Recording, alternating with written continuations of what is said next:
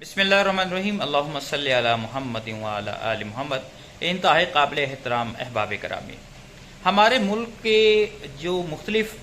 अलमिये हैं उसमें से एक अलमिया ये भी है कि जब किसी भी चीज़ पर हुकूमत किसी चीज़ पर एक्शन लेती है तो उसके जो रेट हैं, कीमतें हैं, वो कई गुना बढ़ना शुरू हो जाती हैं। पेट्रोल के हवाले से हमने देखा, और अभी जो चीनी के हवाले से जो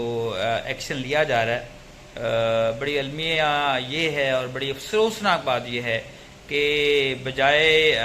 एक्शन के कोई पॉजिटिव चीज़ सामने आती, जो रेट हैं चीनी को 100 मार्केट के अंदर 165-170 रुपये फ़ी किलो पे जा पहुँचे। और अभी जो मुझे ज़राए से मालूम हुआ है कि जो शुगर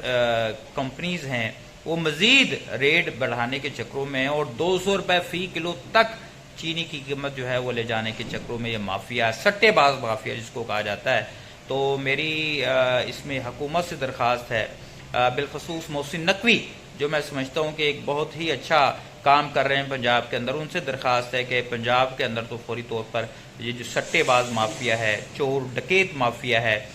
जो आवाम का खून चूस रहे हैं, उनके करीब उनके जो गिर्द है वो घेरा तंग किया जाए। और इसमें मुलविस जो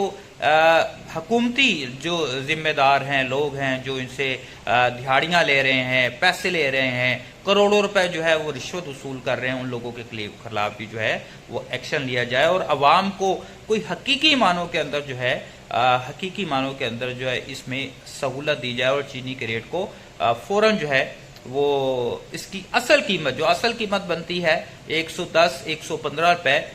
उस पर लेके आया जाए। बहुत शुक्रिया।